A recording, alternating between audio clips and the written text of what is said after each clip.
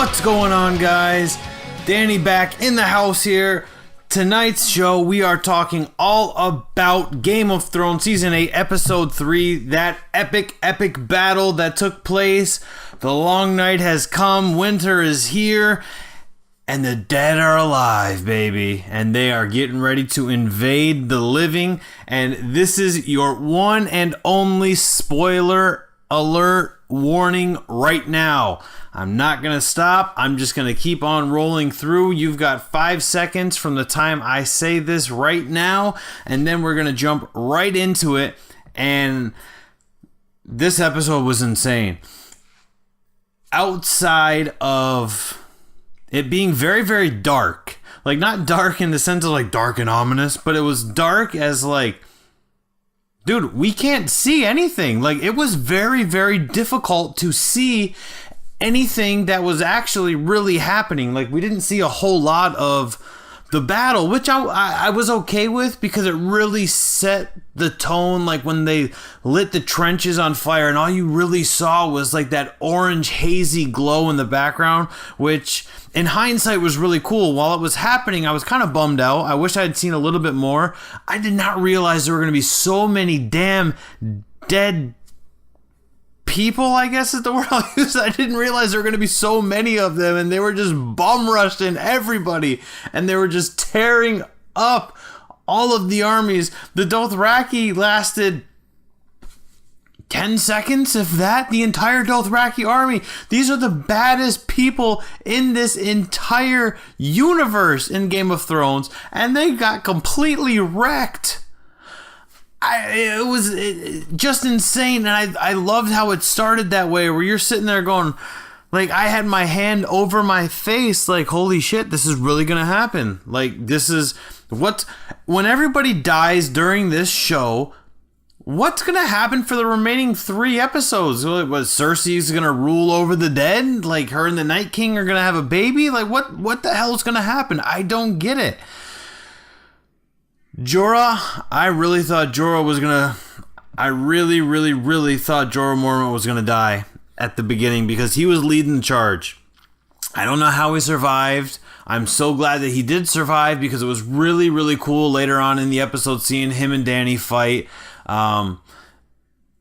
Until ultimately Jorah ended up leaving us, which was really sad. It was kind of heartbreaking.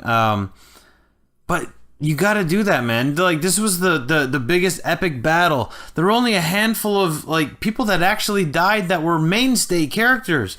Edison died, Beric died, Theon died, that one was pretty sad. Theon was protecting Bran. He and his Iron Islands mates were protecting Bran, and it just became too much. They all fell. Theon was left standing all by himself, and then the Night King comes. And Bran looks at Theon and says, Theon, you're a good man. Thank you. Theon charges the Night King. Night King doesn't even flinch, pushes him aside, breaks his little staff, and stabs him, and Theon's done.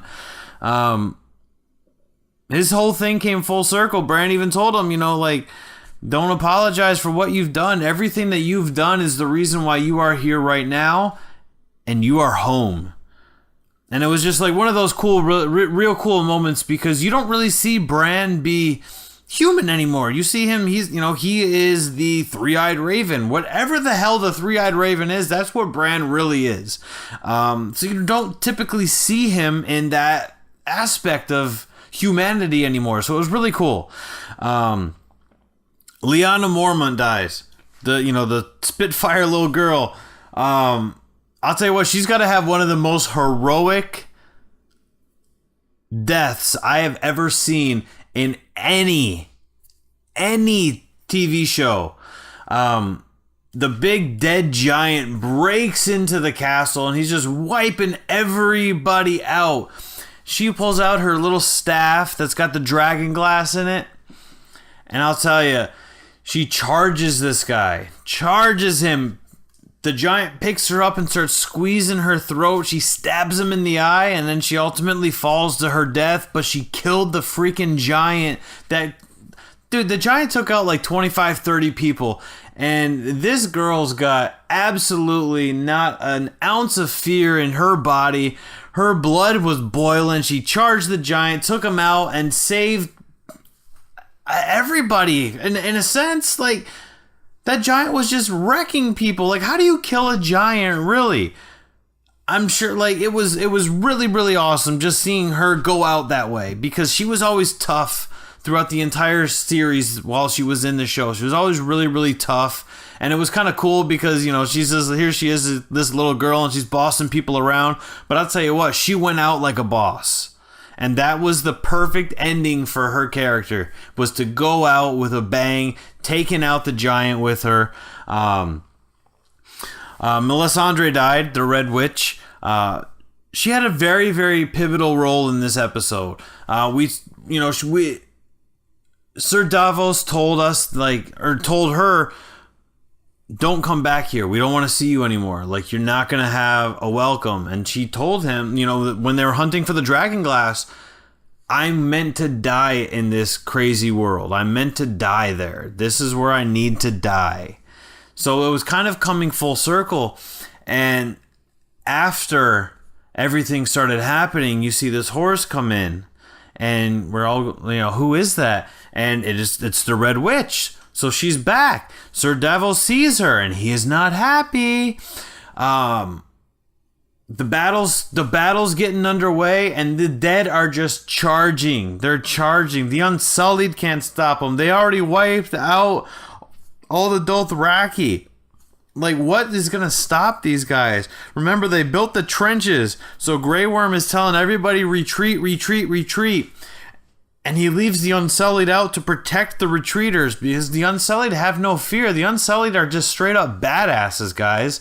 So they break the bridge, and the Red Witch goes out there and she lights the trenches all on fire because the Night King's controlling the sky, and hail and snow's coming down, and Dany nor Jon Snow who are flying on the dragons, they cannot see Sir Davos giving the signal to light the trenches. So the Red Witch goes out of her way. She goes and she finally gets the trenches lit just in time, because the dead were charging at her and they were ready to rip her head off, as Sir Davos probably would have too. But nonetheless, she took care of business, and it was a small amount of time, but for the time being, she was able to protect everybody so they could kind of get set up inside of the walls and inside of that burning trench. Man, to me, this was the part where I really started not minding that it was very dark, because that's when you started seeing all of that orange glow. And as somebody who's, I like to do a lot of graphic design and things like that. So as somebody who does that, I really, really enjoyed seeing the visual of that. What I was not a huge fan of is Dany and Jon were flying. They were flying the dragons, and they just couldn't. Drogo and Rhaegon, and they were fighting Viserion, who the Night King was riding, obviously, because that's the dead dragon. And it was really hard to figure out which dragon was which and who was who and what was going on. And then all of a sudden, Jon Snow crashes and burns, and you go, okay, well, I guess. Yeah, so that's what was happening, because they weren't shooting fire or ice fire or whatever whatever you want to call that Viserion is shooting now. But you didn't really see that at all. And I thought that it was just kind of strange. Arya's standing up on top with Sansa as everybody's trying to rush into the castle. So basically what happens is the dead are pretty smart people, I'll tell you. So what I liked about it is they all kind of fell down, right? They all fell down, and they built this bridge over top of the fire. So here come the dead, and now the dead are on the other side. The dead are rushing inside of the castle. They're taking everything out. And here comes Arya down here with the spear, and she is laying the smack down on all of their candy asses. And yes, I used a wrestling reference because you know me in wrestling, but she is just going to town on these people. All of her training with the faceless men, everything is paying off here, and she is just going to town on these people. Unfortunately, there's just too many of them, and she's forced to retreat. And she runs back into, it looked like a library. She runs into a library, we'll call it. And she's kind of hiding from all the dead that are walking around. There's probably like 8 or 10 of them that are just walking around. And she got very, very close to being seen. She's hiding under the table, and she's dripping blood everywhere. And one of the dead characters heard the blood dripping. Because, dead obviously have the craziest senses in the world, so they can hear the smallest things. I guess they're like dogs, who knows. But she ultimately ends up escaping to Beric, and the Hound actually run into her and save her from the dead. And they're retreating, they're running, and Beric has a really, really, really nasty death. Dude basically just gets pinned up like between walls and just stabbed. I can't even tell you, 25, 30, 40 times, just getting lit up with these knives and swords. Ultimately, Arya and Hound get him back into a room, and the Red Witch is there. And you go, oh shit, here we go, the Red Witch is here. So she looks at him and she goes, he's served his purpose. The Lord of Light brought him back for a reason. He has served his purpose. So Beric is officially dead. I believe he was brought back 9 times before. But now he's officially gone. Arya stands up and she looks at the Red Witch and says, I've seen you before. And she goes, I know you too. And they kind of have like this cool little exchange. And, the Red Witch was telling her,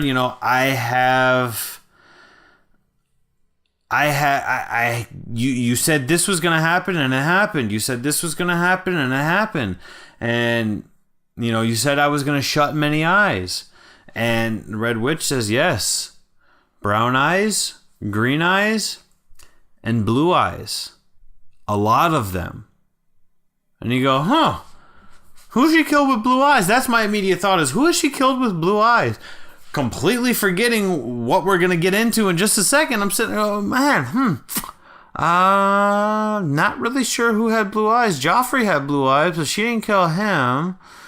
Huh, okay. So we're rolling along here, and Jon, after he crashes and burns, he sees the Night King is on the ground. Dany's flying over top of him, and Dracarys all over this guy, and the Night King just stands there and stares at her as her dragon is just breathing fire up and down, all around, everywhere on the Night King, and he is just not fazed by it. Jon is kind of beat up, but he starts running up behind the Night King. He's getting ready to attack him, and then the Night King turns around and he does I call it the cane. Another wrestling reference, but I call it the cane, where he raises his hands real slow up towards the sky, and now all of the dead are alive again. And you go, God, man, all of the dead are coming back up. Everybody's coming back to life. Like, this guy is afraid of Jon Snow. Why are you so afraid of Jon Snow, man? He's a pretty boy. Yeah, he's good with a sword, but come on, you're the Night King. Like, grow a pair, really. So all of the guys start attacking Jon. Jon is going to town on these guys. You got to remember, Jon Snow is a badass with a sword at the end of the day. He is just, he's holding his own. Eventually it just becomes too much. But all of a sudden, here comes Dany, and she's flying around the sky, and she's lighting them all up and burning them all again. And the Night King is gone. Dany lands on the ground, and Jon looks at her and says, you need to go and get Bran. You need to protect Bran. So Jon starts running again.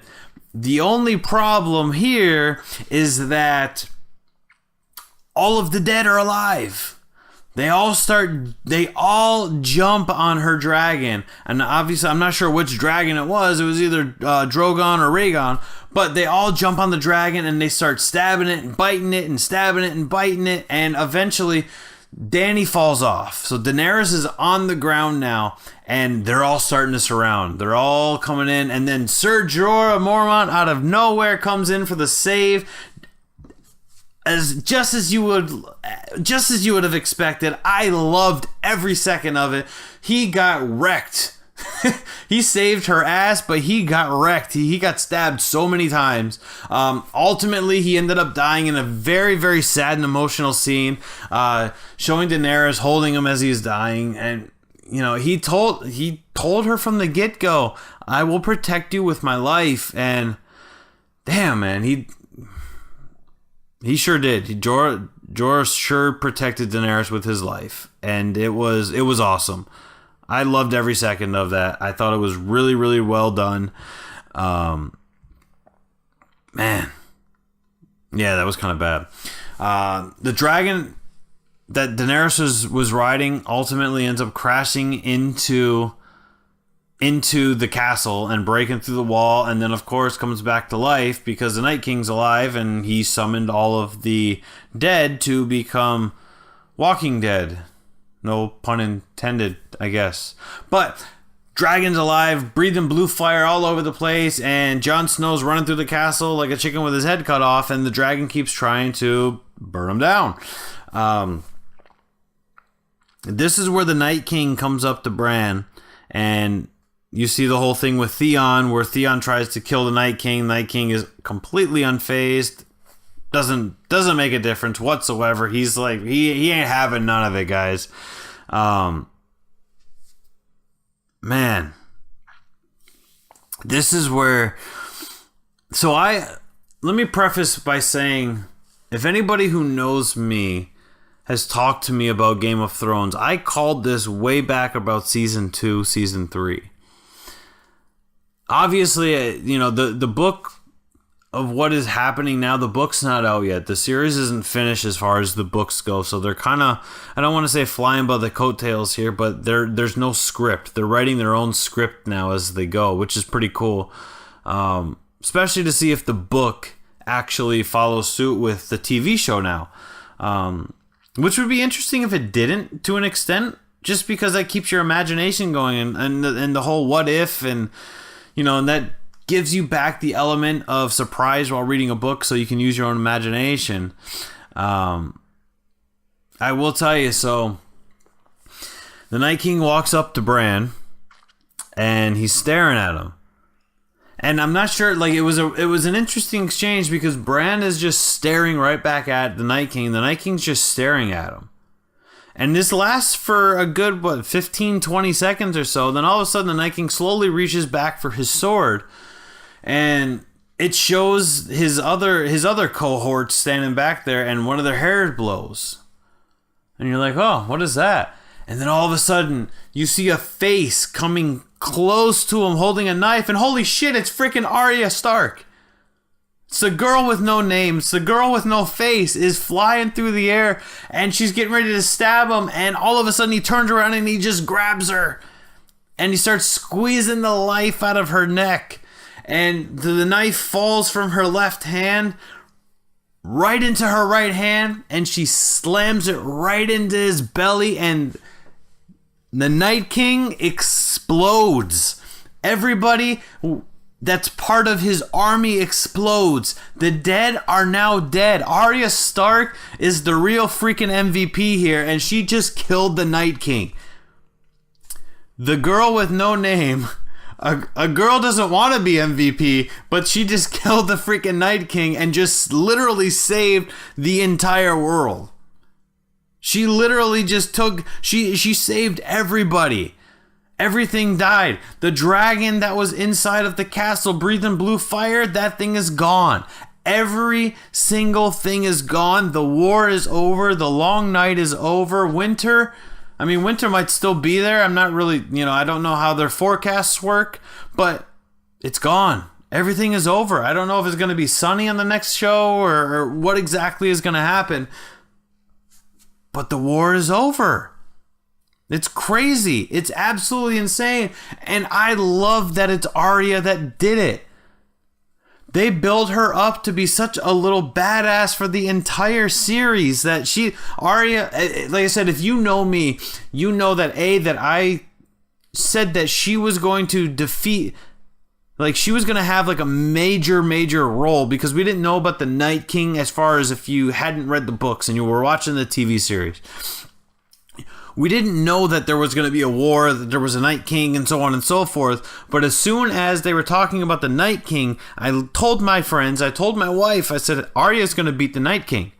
I'm telling you right now, Arya's been my favorite character for quite some time, since she started taking the sword lessons back at King's Landing. Like, I've really enjoyed her character. I loved her time with the Hounds. You know, I just think that they did her character development it was so well done. It was so well written.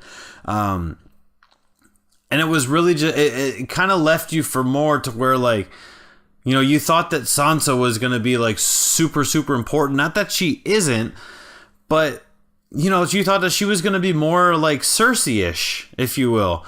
And she was going to have more of an authoritative role. And I know she's the Lady of Winterfell, but is she really the Lady of Winterfell, like, as far as like an authoritative figure?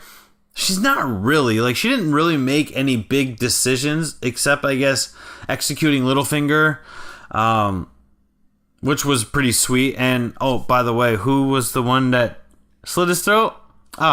Yep, Arya Stark. But she's not really like above and beyond. Like, I think, like, there's only a certain amount of people that are over that hill, at least for me. Jon Snow is one of them. Arya Stark is another them. Jeez. Arya Stark is another one of them.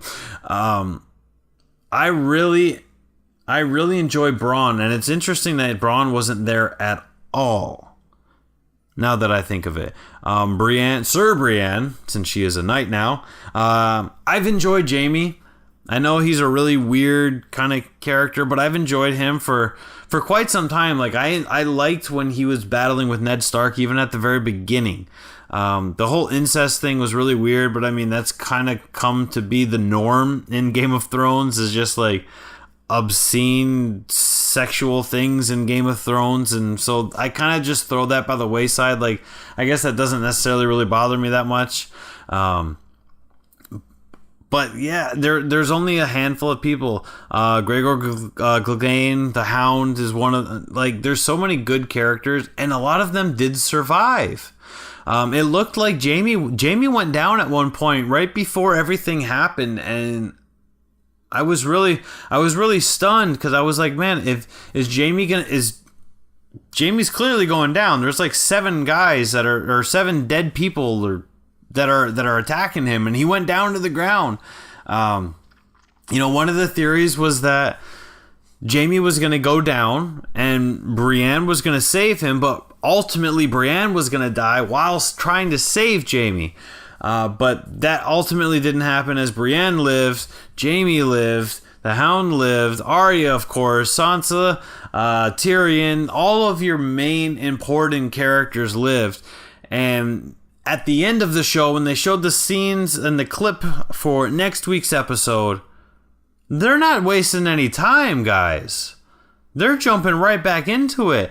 The Great War is won, but the last war is where we need to go now. That's the one that really matters at the end of the day, and that's where we want to go. This is what we want to do.